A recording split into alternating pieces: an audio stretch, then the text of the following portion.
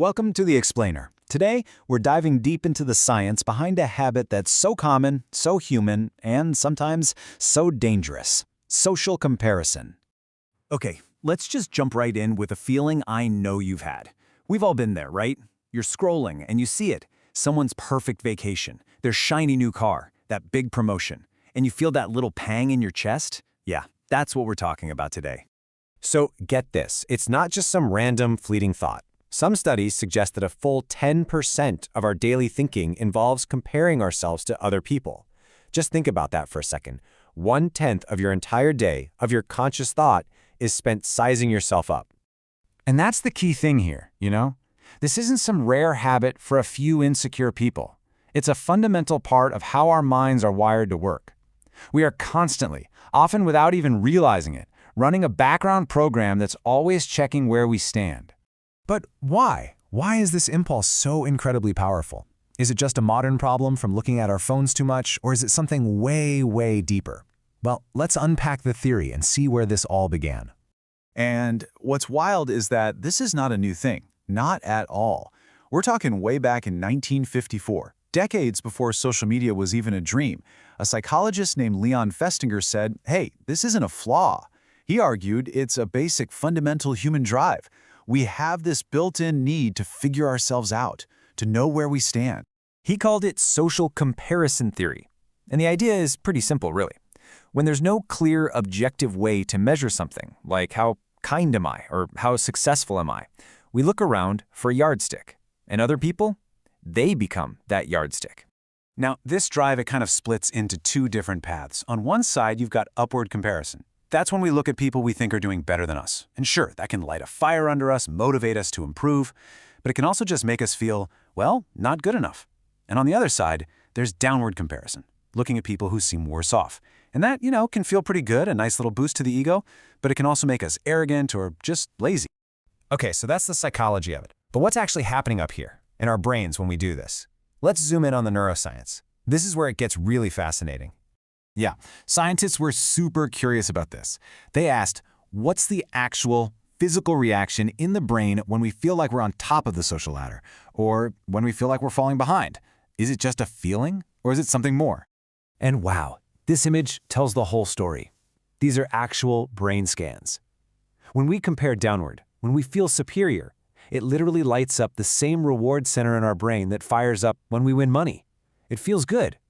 But when we compare upward and feel inferior, it activates the parts of our brain linked to processing actual physical pain and conflict. It literally hurts. Which brings us to this idea scientists call the common currency hypothesis. It means your brain basically uses the same currency for social wins and losses as it does for real, tangible rewards and punishments. A social victory feels like finding a $20 bill, and a social loss feels like, well, getting a paper cut. It's all processed in a very similar way. Okay, so we've got this ancient brain wiring, right? It's hardwired for social ranking. Now, let's see how that old programming gets put to the test in the modern world, specifically in the way we all shop. And this is where things get really interesting, because our brain's ancient reward system is basically getting hijacked. That little itch to keep up with the Joneses is really just our brain chasing that dopamine hit of a social win. It's no wonder this works so well for things people can see. The latest phone, a designer watch, that fancy car. They're all signals. There's actually a classic term for this: conspicuous consumption. The whole point isn't about how useful the thing is, it's about the loud and clear message it sends to everybody else. You're buying it not for what it does, but for what it says about you. So you have to ask, right? If this drive is so primal, so deeply wired into our brains from millennia of evolution, how are brands and marketers using it to get us to buy stuff? Well, a perfect example is influencer marketing. The entire industry is basically built to trigger that upward comparison we just talked about. We see a lifestyle we admire, and our brain, trying to avoid that pain of feeling left behind, creates this powerful, urgent desire for the products that seem to go along with that lifestyle. It's a direct line to our most primitive instincts. Now, I know this might all sound a little depressing, like we're just puppets on a string pulled by our ancient brains and clever marketers, but we're not. The good news is we can absolutely learn to manage this impulse and take back control. So let's talk about how to actually win this game. There's that famous quote from Theodore Roosevelt, "Comparison is the thief of joy." And it's so true, isn't it? It can steal our happiness, our contentment, our money. But just understanding how it works, how it steals our joy, that's the very first step to locking the door and keeping it out. Okay, so here are 3 really practical things you can do, straight from the experts. First, just notice your triggers. Is it a certain person's feed, a particular app? Just being aware of what sets you off is half the battle. Second, practice gratitude. I know it sounds simple, but actively focusing on what you have versus what you don't is a total game changer. And third, try to reframe that envy. Instead of letting it eat you up, ask, what quality do I admire in that person? Then use that feeling as fuel to work on that quality in yourself.